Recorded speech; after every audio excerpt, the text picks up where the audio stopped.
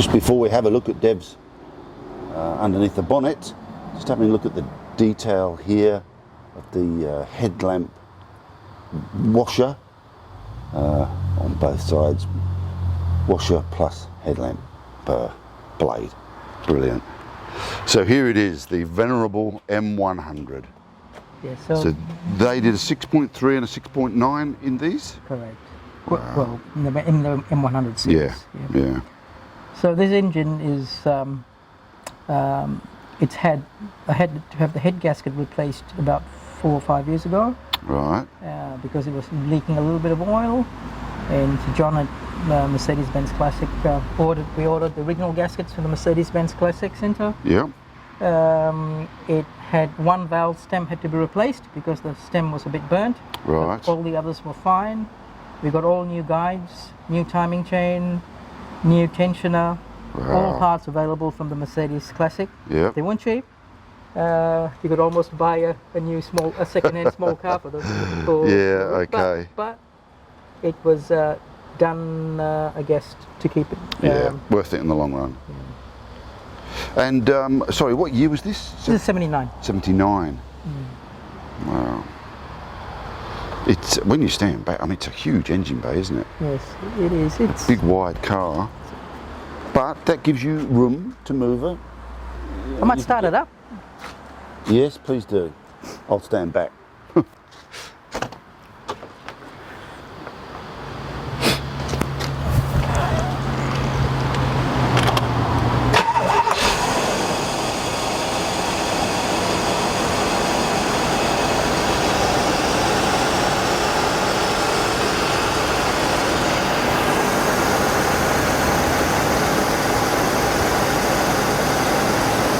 You can feel the wind being generated by that fan as it goes round.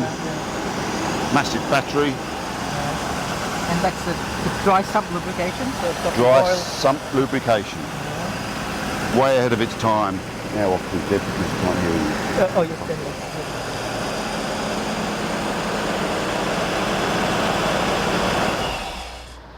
Oh, thank you.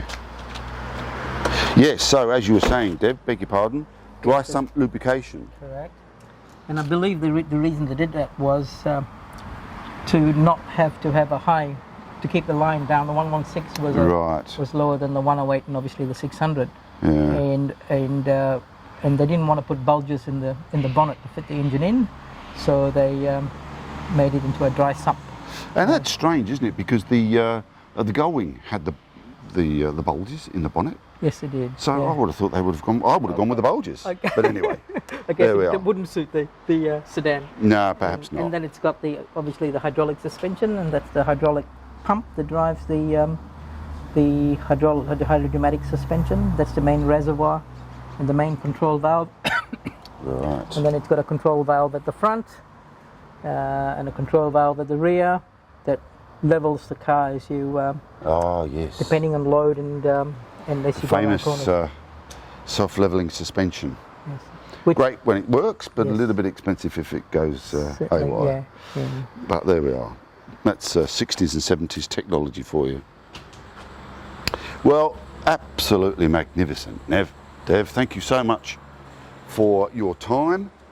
My pleasure. And lovely to see a nice collection. What about the SLK? It's gone up the road there. Let's come and have a look at that. I almost forgot that we have this rather special SLK because there aren't that many 3 litres, but what makes it more special is the fact that it's manual.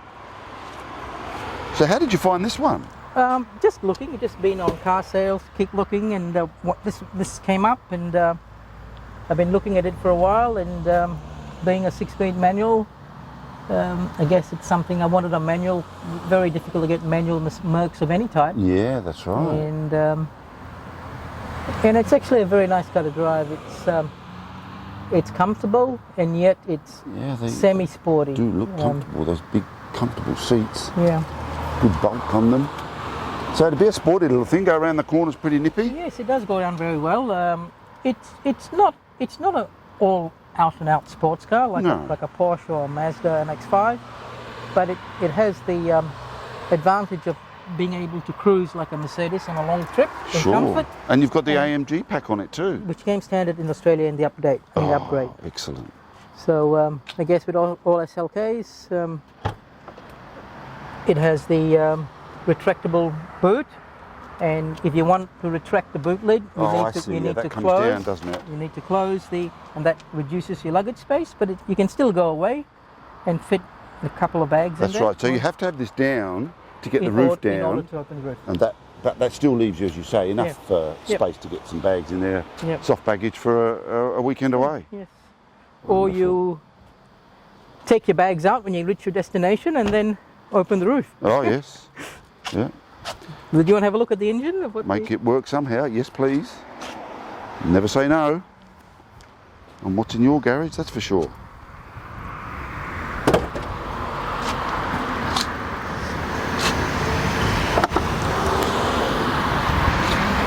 So a 3 litre 6, no turbo. No turbo. No turbo. That's why I wanted a naturally aspirated engine. Right.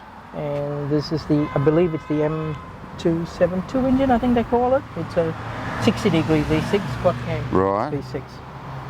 It's still Sorry, a fa- take that back. It's a 90-degree V6, not a 60. right. It's still a fairly big block, isn't it? It is, yeah. So it's a development of the Mercedes V8 of that era. Right.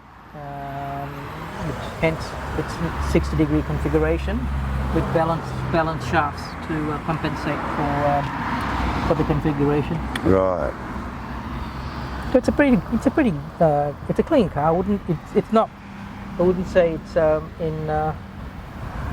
Well, in pristine condition. I bought it with a few marks on it. I've had them addressed as well as we can.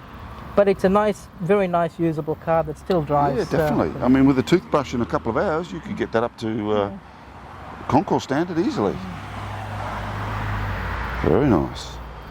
Well done. It's got the cover underneath the bonnet too. Very good.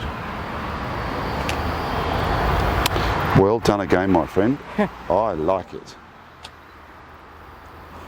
All right, well, that's all for today. Okay. Thanks for your time, Dev. Thank you very much, Vin. Catch you Thank again. you for coming. Cheers.